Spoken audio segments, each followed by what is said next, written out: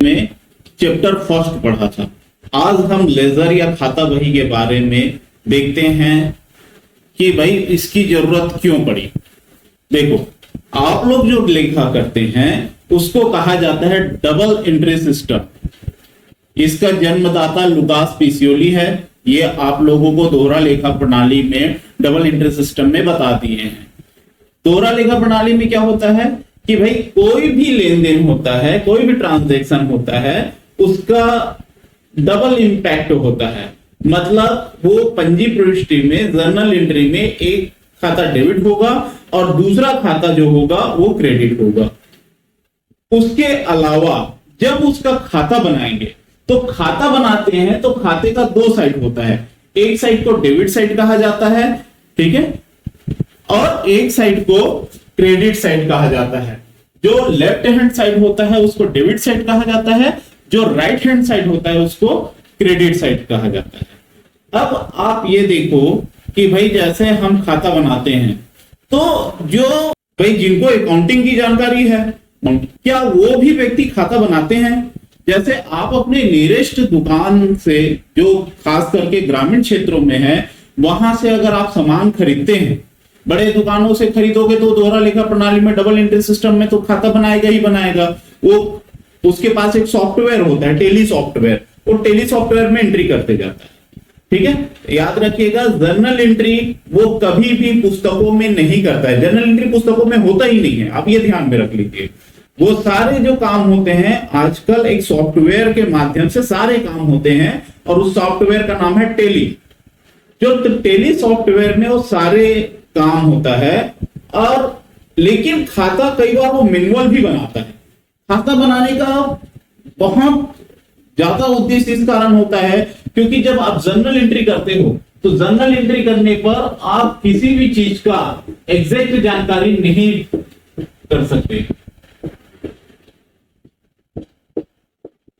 Journal entry किए, journal entry से आप किसी भी पर्टिकुलर कोई खाता विशेष के बारे में एग्जैक्ट जानकारी आप प्राप्त नहीं कर सकते। और अगर हमको किसी खाते विशेष के बारे में अगर हमको जानकारी प्राप्त करना है तो आपको खाता बही बनाना हर हाल में अनिवार्य है। ये हमेशा ध्यान में रखिए। क्यों अनिवार्य है कि जब तक आप खाता बही नहीं बनाओगे आप पर्टिकुलर किसी खाते के बारे में जानकारी नहीं प्राप्त कर सकोगे। जैसे आपको यह जानना है कि आपने अपने बिजनेस में कितने का माल खरीदा है। अब जब आप जर्नल एंट्री करते हो तो भाई आप तो पूरे डेट वाइज एंट्री करते जाते हो। अब वहां से आप कितना खरीदे हुए कैसे जानोगे? तो उसके लिए आपको परचेज अकाउंट, क्रय खाता बनाना पड़ेगा। उसी प्रकार आप कितना माल बेचे हैं इसकी जानकारी के लिए आपको सेल अकाउंट बनाना पड़ेगा। उसी प्रकार अगर किसी पर्सन से रिलेटेड कोई खाता है तो उसको जानकारी के लिए उस पर्सन का खाता बनाना पड़ेगा।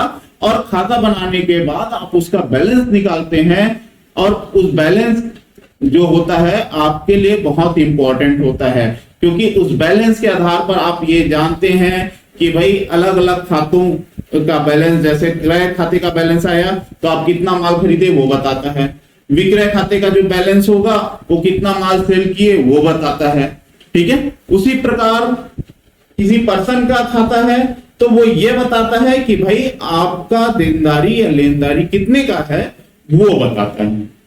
उसी प्रकार अगर आपका एसेट्स का खाता है, जैसे मशीन का खाता है, फर्नीचर का खाता है, तो वो ये बताता है कि आप मशीन कितने में खरीदे, कब कब खरीदे और बेचे हो तो कितने में बेचे हो और उसके बाद लास्ट में आपके मशीन खाते का बैलेंस क्या है। तो ये सारी चीजें आपको खाते से पता चलता है, जर्नल एंट्री से पता नहीं चलता है।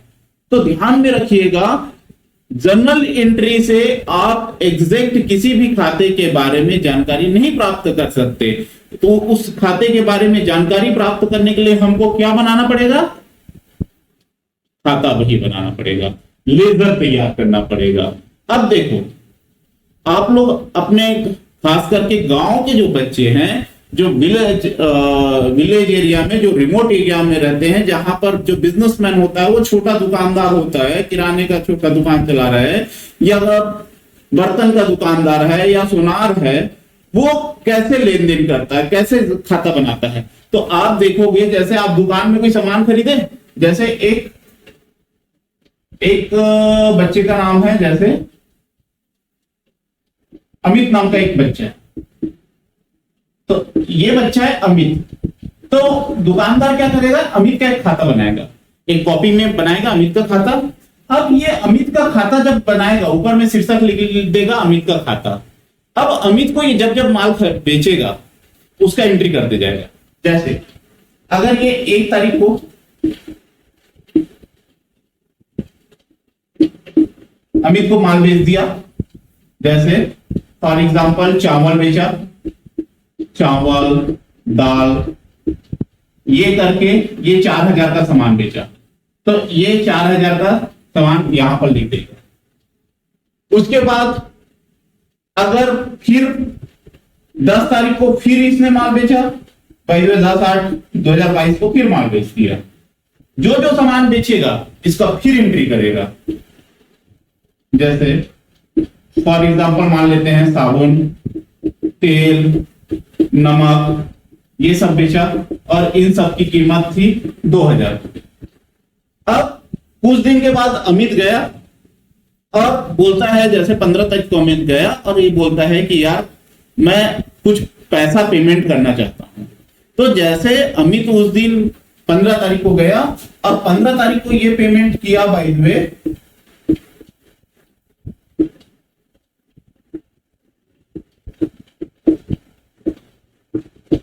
अमित रोकड़ दे रहा है ना, तो अमित से रोकड़ मिला है तो ये रोकड़ प्राप्त करके एंट्री कर देगा। जैसे अमित रोकड़ दे दिया, जैसे 2000 का, चलो 3000 रुपए रोकड़ दे दी। अब देखो ये क्या करेगा दुकानदार, पहले 4000 का माल बेचा था, फिर 2000 का माल बेचा। ये अमित को बताएगा कि भैया आपका टोटल उधारी हो गया 6000 रुपए का। ये 6000 रुपए का उधारी बताएगा, ये 6000 का कुल हो गया करके, ठीक है, ये टोटल है आपका उधारी है। अब टोटल में 6000 में जिस दिन अमित ये 3000 रुपए दे देगा, ये 3000 रुपए माइनस कर देगा, बाकी 3000 रुपए जो बच गया वो उसके खाते में बैलेंस कहलाएगा। बैलेंस, ये भैया खाते में बच गया है 3000 रुपया, ये आपके खाते का बैलेंस है। इस प्रकार से ये जो वो दुकानदार खाता बनाता है जिसको दोहरा लेखा प्रणाली के बारे में कोई जानकारी नहीं है, वो सिंपल सा पर्सन का खाता बनाता है। अब इस खाते में देखिए उसका सारा उद्देश्य तो पूरा हो रहा है। भाई यहां पर जब जब माल बेचा है, देखो यहां पर माल बेचा, यहां पर माल बेचा, माल टोटल मिलाकर बेचा है 6000 का, तो 6000 का टोटल बेच दिया। 3000 रुपये रोकड़ मिला है, तो 3000 रुपये रोकड़ मिला करके ना ये 3000 रुपये प्राप्त किया और बाकी जो बच गया 3000 रुपया बैलेंस बता रहा है। मतलब अमित के खाते में अभी भी 3000 रुपया बैलेंस बाकी है। 3000 रुपये अमित अभी और देगा पैसा, ये दुकानदार को पता चल गया। लेकिन इसमें दिक्कत यह है कि अब इसमें दिक्कत क्या होता है, इसमें क्या है कि भाई उस व्यक्ति का खाता तो बन गया लेकिन ये रोकड़ खाता नहीं बन पाया। तो छोटे दुकानदार के लिए ऐसा लेखा करता है ना, वो टैक्स फाइल नहीं करता है तो उसके लिए तो एक बार चल जाता है, लेकिन बड़े दुकानदारों के लिए ये चलेगा नहीं। तो बड़ा दुकानदार क्या करेगा, अब इसी काम को बड़ा दुकानदार कैसे करेगा देखिए। जैसे फॉर एग्जांपल ये अमित नाम का एक व्यक्ति है, अमित को हम 2 बार माल बेचे हैं, एक बार 4000 का, एक बार 6000 रुपए का, और एक यहां पर रोकड़ प्राप्त हुआ है, ठीक है। तो अपन यहां पर लिख देते हैं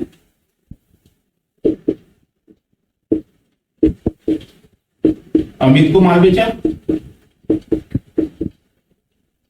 4000 रुपया 1 तारीख को, 10 तारीख को था, फिर अमित को माल बेचा 2000 रुपया, फिर 15 तारीख को था, अमित से रोकड़ मिला 3000। अब इसको जब वो जो दुकानदार है, ठीक है, अगर एक बड़ा दुकानदार है, अब इसका जब वो खाता बनाएगा, खाता तो यहां भी बढ़ रहा है ना, खाता ये भी बढ़ रहा है, ऐसा नहीं है कि ये खाता नहीं है, ये भी खाता है, लेकिन ये खाता जो है वो दोहरा लेखा प्रणाली के आधार पर नहीं है। दोनों का जो उद्देश्य है दोहरा लेखा प्रणाली पे बनाओ या ऐसा बनाओ, दोनों का उद्देश्य फुलफिल हो रहा है, कोई दिक्कत नहीं है। लेकिन अगर कोई दुकानदार का आकार बहुत बड़ा है, डेली कई लेन देन होते हैं, तो ऐसा खाता बनाना दिक्कत होते जाएगा। इस कारण खाते को इस रूप में ना बनाकर इसको हम दोहरा लेखा प्रणाली के रूप में बनाते हैं कि भाई इसको कैसे एंट्री करेंगे। तो देखो, जब आप अमित को माल बेचोगे तो पहला एंट्री क्या हो जाएगा, अमित अकाउंट डेबिट हो जाएगा, अमित से अकाउंट डेबिट 4000 रुपए का। भाई पाने वाला अमित है ना, अमित एक पर्सन है, तो अमित का अकाउंट हो गया डेबिट। अब माल बेच रहे हो तो 2 सेल्स अकाउंट क्रेडिट 4000 रुपया, ये पहला हो गया। 10 तारीख को जब अमित को फिर माल बेचोगे तो फिर अमित पाने वाला, तो फिर अमित से अकाउंट डेबिट हो गया 2000 रुपया, और 2 हो जाएगा फिर से अकाउंट क्रेडिट 2000 रुपया। फिर 15 तारीख को होता है अमित से कैश मिल रहा है, ठीक है। तो अमित से जब कैश मिलेगा तो कैश आपको प्राप्त हो रहा है, तो कैश आ रहा है, तो कैश अकाउंट डेबिट हो जाएगा, और 2 हो जाएगा, देने वाला अमित है ना, तो अमित से अकाउंट क्रेडिट हो जाएगा, ये 3000 रुपये, ठीक। अभी इसको खाते में बना दो भाई। अब इसको खाते में बनाओगे तो आप देखो, जैसे फॉर एग्जांपल आप अमित का खाता बनाएं, ठीक है। तो यहां पर देखो हम अमित का एक खाता बना रहे हैं, अमित से छोटा सा खाता बना देते हैं।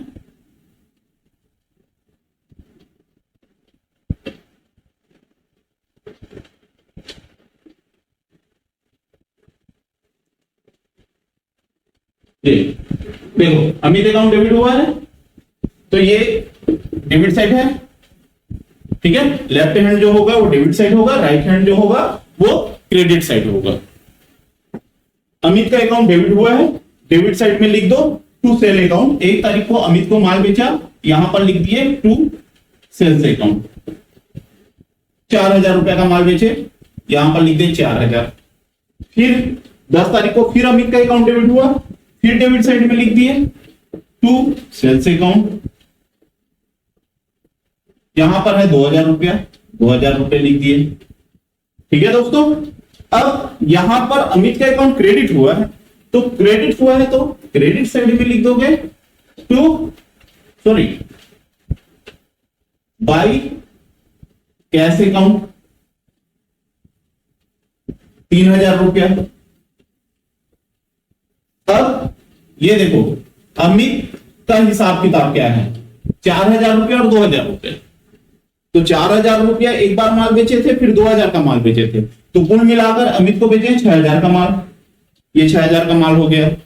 और ये 3000 का माल क्या कर दिया अमित को, ये 6000 का माल बेचे और ये 3000 रुपये अमित से मिल गया, तो 6000 में से 3000 रुपये आप माइनस करोगे, ठीक है। तो यहां पर 3000 रुपये अभी भी बच रहा है ना भाई, तो ये 3000 रुपये अमित के खाते का बैलेंस है, तो इसको लिखोगे बैलेंस सी डी 3000 रुपया।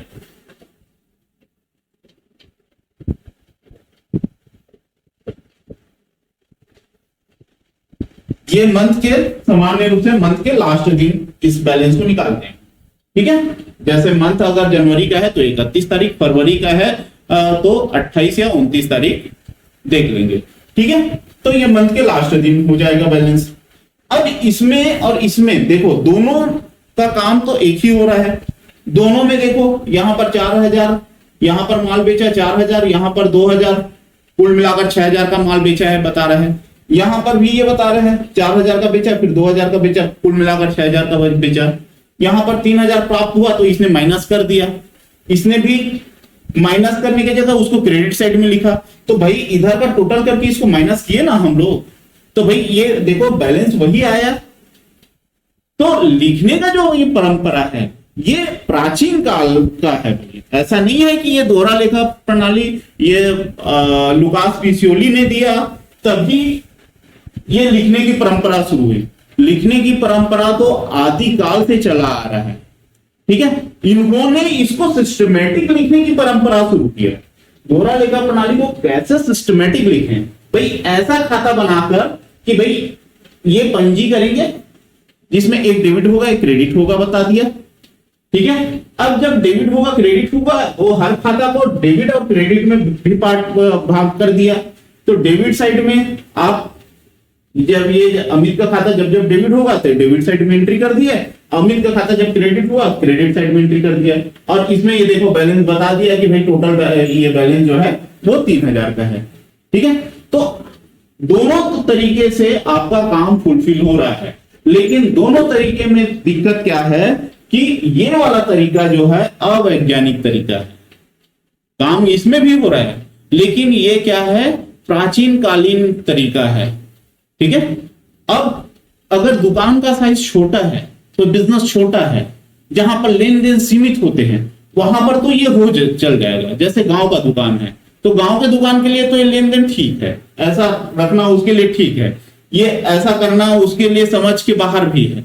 ठीक है, इसमें वो इजी वे पे समझ रहा है कि भाई ये माल बेचा हूं, चावल बेचा, दाल बेचा, नमक बेचा करके वो इजी वे पे समझ रहा है, इससे पैसा मिला, बाकी बचा उसके खाते का ये बैलेंस है ना, ये उसके खाते का बाकी है करके वो इजी वे पे समझ रहा है। लेकिन अगर व्यापार का साइज जब बढ़ जाता है तो हमको कानूनी आवश्यकताओं को ध्यान में रखते हुए और उस देश में जो नियम कानून कायदे हैं उसके अनुरूप हमको अकाउंटिंग करना जरूरी है। और ये अकाउंटिंग आप डबल एंट्री सिस्टम से करेंगे, इस कारण ये वाला जो तरीका होगा वो सही होगा। ठीक है, अब इस तरीके में एक दिक्कत ये होता है कि इसमें क्या होता है, पर्टिकुलर पर्सन का बस अकाउंट तैयार किया जाता है, लेकिन हमारे पास तो देखो जैसे इसमें देखो, इसमें अमित का भी खाता हो रहा है, सेल अकाउंट भी हो रहा है, कैश अकाउंट भी हो रहा है, हमको तो ये सारे खाते तैयार करने पड़ेंगे ना भाई। तो इस वाले सिस्टम में क्या हो रहा है, केवल एक ही पर्सन का अकाउंट तैयार होता है। अब हम तैयार करते हैं सारे खाते, सेल अकाउंट, ये देखो सेल्स अकाउंट कैसे बनाओगे, माल बेच रहा है, कॉलम आप लोगों को बता दिए हैं, ये डेट का रहेगा, पर्टिकुलर का रहेगा, एलएफ रहेगा, अमाउंट रहेगा, फिर डेट, पर्टिकुलर, एलएफ, अमाउंट, ये कॉलम रहेगा। ठीक है, दिनांक, विवरण, खाता पृष्ठ, राशि, सेम कॉलम उधर भी। अब यहां पर देखो जैसे ये तो अमित का खाता बन गया, अब सेल्स अकाउंट बनाओगे तो भाई इस एंट्री में सेल्स कहां प्रभावित हो रहा है वो देख लो। तो पहला तारीख में ये सेल्स अकाउंट क्रेडिट हुआ है तो क्रेडिट साइड में लिख दो सेल्स अकाउंट के 1 तारीख को। ठीक है, यहां पर आ जाएगा 22 अमित अकाउंट, ठीक है, अमित से अकाउंट, ये 4000 रुपया अमित का अकाउंट। तो ये सेल्स अकाउंट में देखो सेल्स अकाउंट क्रेडिट हुआ है तो इस कारण क्रेडिट साइड में लिखोगे, लेकिन लिखोगे किसका नाम, डेबिट होने वाले खाते का नाम, ये अमित का अकाउंट पर डेबिट हो रहा है तो इस कारण अमित का खाता लिखना। ठीक है, यहां पर क्या हो रहा है, सेल्स अकाउंट फिर क्रेडिट हो रहा है, लेकिन क्रेडिट हो रहा है तो क्रेडिट साइड में ही लिखोगे और लिखोगे किसका, कोई डेबिट होने वाले अकाउंट का नाम, तो भाई अमित अकाउंट, अमित से अकाउंट, ठीक है, 2000 रुपये। फिर ये तीसरे एंट्री में देखो सेल्स अकाउंट प्रभावित हो रहा है क्या, इसमें कैश और अमित हो रहा है तो इसका एंट्री हम अमित के खाते में कर दिए। अब हमको एक साइड इसका एंट्री हमको कैश अकाउंट में भी करना है तो एक कैश अकाउंट भी बना लें।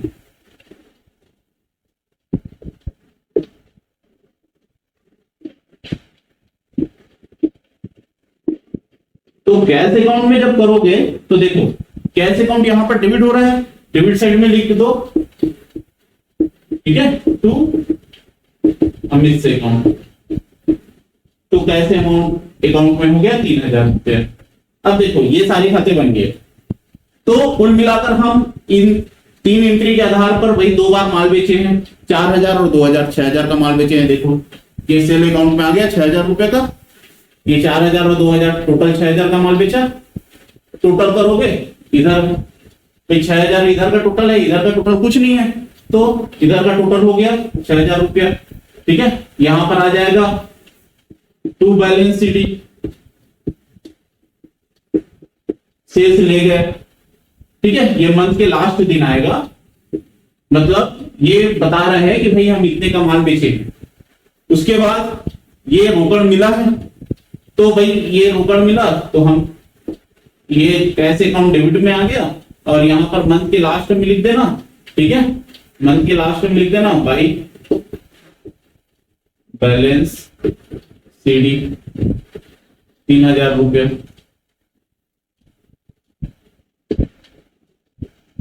ठीक है। इस प्रकार से आपके ये खाता बही में एंट्री हो जाता है, तो ये ध्यान में रखोगे।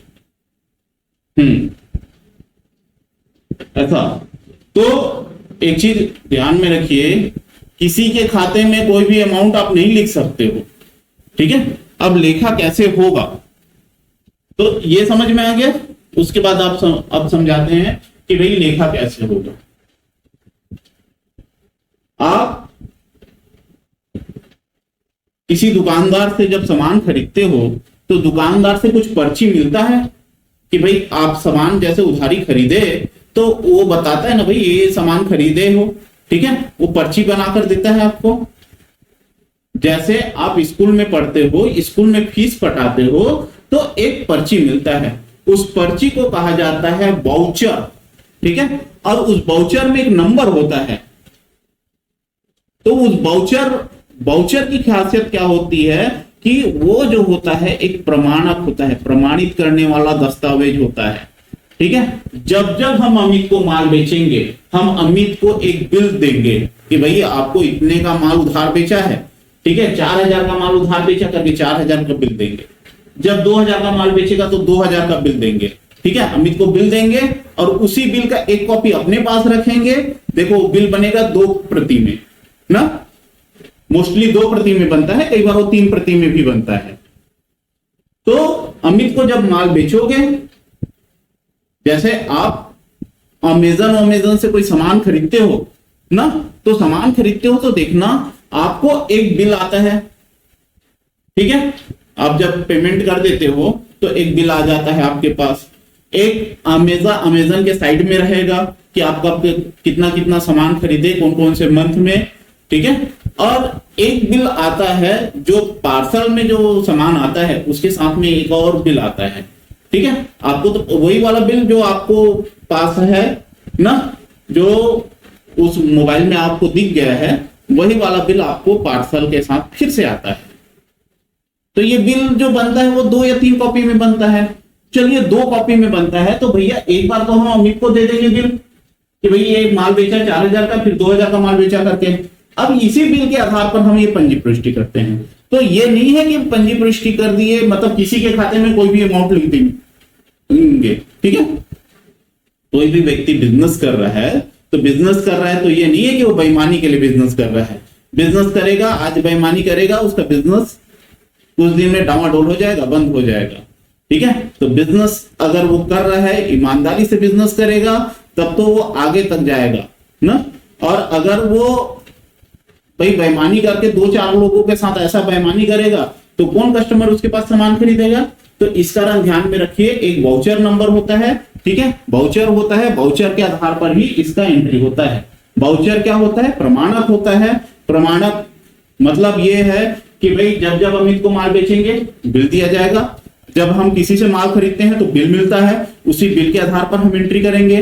किसी को कैश देंगे, बिल दिया जाता है, ठीक है, किसी से कैश मिलेगा ना, बिल देंगे, तो वो बिल के आधार पर हम एंट्री करते हैं, ठीक है। जब आप एक्चुअल में किसी फर्म में एंट्री करेंगे तो आपके पास बिल होगा, अलग अलग का बिल होगा, परचेज बिल होगा, सेल बिल होगा, ठीक है, कैश पेमेंट करने का बिल होगा, कैश रिसीव करने का रिसिप्ट बिल होगा, ठीक है।